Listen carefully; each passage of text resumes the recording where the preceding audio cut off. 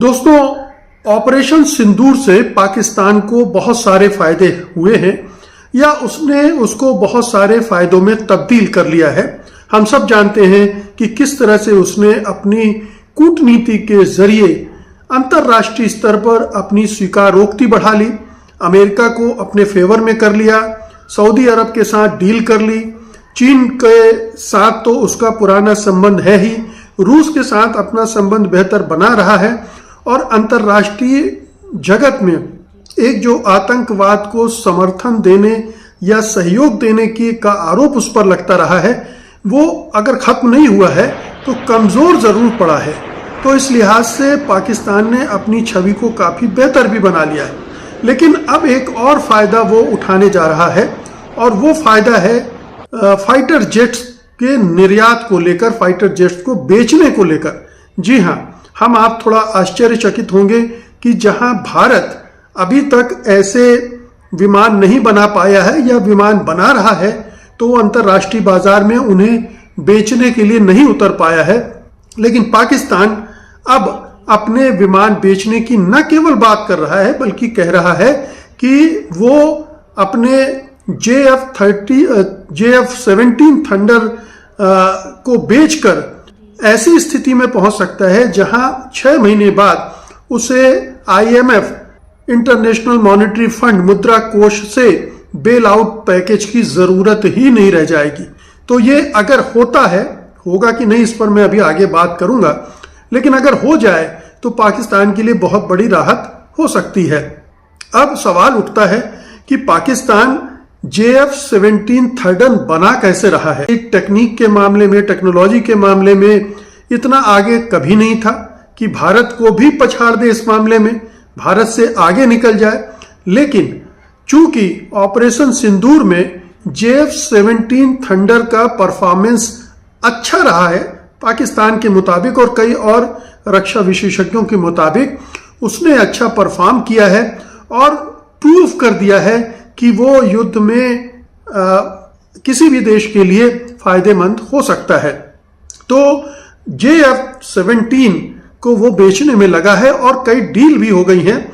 जैसे उसने Myanmar, Nigeria और अजरबैजान जैसे देशों को उसने JF-17 थर्डर निर्यात भी कर चुके हैं और दूसरे देशों से जैसे बांग्लादेश से उसकी बातचीत चल रही है सौदे की, और सऊदी अरब और एक दो और देशों की जिसके बारे में मैं अभी आपको डिटेल में बताऊंगा, उनको भी ये बेचने की बात चल रही है और इससे उसे बड़ी आय होने की उम्मीद है।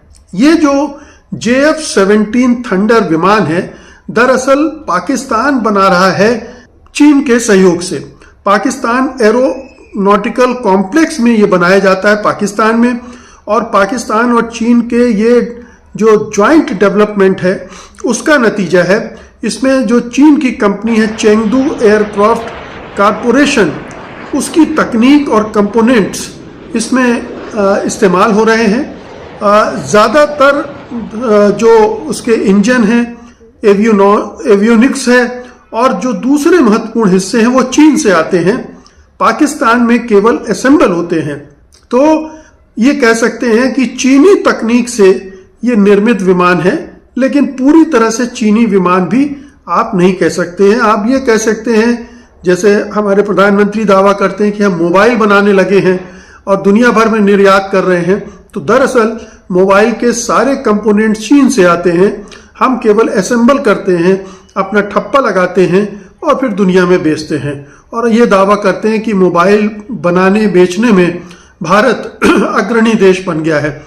ठीक पाकिस्तान का भी हाल वैसा ही है और ये जो विमान बनते भी हैं उनमें एक हिस्सेदारी, अच्छी खासी हिस्सेदारी होती है चीनी कंपनी की, चीन की। तो जो कमाई होती है उसका एक हिस्सा शायद 35% ये चीन को जाता है।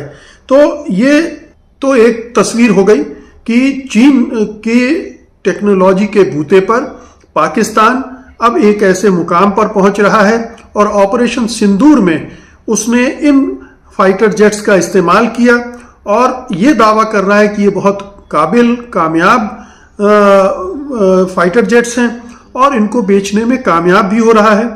कई देशों को वो निर्यात कर चुका है और कई देशों को करना है जिनसे बातचीत हो रही है। जैसे लीबिया के साथ उसकी बातचीत चल रही है $4 बिलियन के हथियारों के सौदे की, जिसमें JF-17 भी है। इसके अलावा सऊदी अरब के साथ $2 बिलियन के कर्ज को JF-17 से के सौदे में बदलने की बात चल रही है, जो कुल $4 बिलियन तक भी पहुंच सकती है।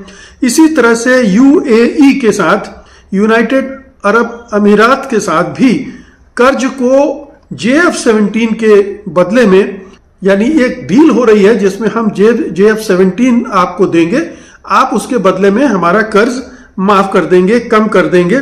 ये एक डील वो लगातार पाकिस्तान इस पर खेल रहा है और इसी के दम पर वो ये कह रहा है कि हम IMF की जो बेल आउट पैकेज ले रहे हैं उससे हमें राहत मिल सकती है। पाकिस्तान फिलहाल $7 बिलियन के एक्सटेंडेड फंड फैसिलिटी प्रोग्राम में है। ये IMF का 24वां प्रोग्राम है जो 2024 में शुरू हुआ था। डिफॉल्ट से बचने के लिए शुरू किया गया था और 1980 से पाकिस्तान ने IMF से 20 से ज्यादा बार कर्ज लिया है, मदद ली है। जो कुल बाहरी कर्ज अब पाकिस्तान पर है लगभग $130 बिलियन का है और जो कुछ कुल पब्लिक डेट है, जो इंटरनल डेट है, वो $300 बिलियन का है। तो ये तो देनदारियां हैं। अब सवाल उठता है कि JF-17 के निर्यात से कितनी कमाई की संभावना है। तो पहले लेते हैं लीबिया के साथ। जैसे मैंने कहा कि $4 बिलियन के हथियारों का सौदा हो रहा है, जिसमें से JF-17 भी शामिल है। उसका हिस्सा कितना होगा ये देखना होगा। सऊदी अरब के साथ $2 अरब की डील हो रही है, वो भी उसका भी जिक्र कर चुका हूं। सूडान के साथ $1.5 बिलियन का संभावित सौदा JF-17 के साथ हो सकता है हथियारों को लेकर। इसी तरह से बांग्लादेश के साथ JF-17 और ट्रेनर एयरक्राफ्ट पर चर्चा चल रही है, अभी फाइनल नहीं हुई है, लेकिन ये बहुत ही उच्च स्तर पर जा चुकी है। इसके अलावा अजरबैजान से पहले ही डील हो चुकी है। इंडोनेशिया, नाइजीरिया से बातचीत चल रही है। तो कुल मिलाकर 2025-26 में यह माना जा रहा है कि 10 से लेकर $13 बिलियन के डिफेंस एक्सपोर्ट हो सकते हैं और जिसका मुख्य कंपोनेंट JF-17 ही होगा और यह पाकिस्तान के इतिहास में रिकॉर्ड होगा।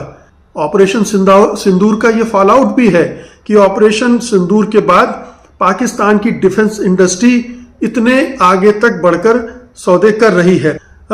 10 बिलियन के एक्सपोर्ट से नेट कमाई होगी $3 से $5 बिलियन तक। तो ये और फिर ये डील्स अक्सर लोन टू आर्म्स, मतलब जैसे मैंने कहा सऊदी अरब के साथ या संयुक्त अरब अमीरात के साथ राहत मिल सके। लेकिन ये तो मानना पड़ेगा कि पाकिस्तान JF-17 एक्सपोर्ट कर रहा है, उसका मार्केट बढ़ रहा है और बांग्लादेश जैसे देश को भी एक्सपोर्ट कर रहा है, जो भारत के लिए एक चिंता का विषय बन सकता है कि बांग्लादेश और पाकिस्तान की दोस्तियां, नजदीकियां बढ़ रही हैं और आगे चलकर ये एक नई समस्या के पैदा कर सकता है। तो पाकिस्तान ऑपरेशन सिंदूर के बाद से ये तमाम चीजें भुनाने में लगा हुआ है। उसे कई तरह के फायदे हुए हैं और कई तरह के फायदे उसने ढूंढ लिए हैं। तो ये पाकिस्तान की कूटनीति को शाबाशी तो दी ही जानी चाहिए।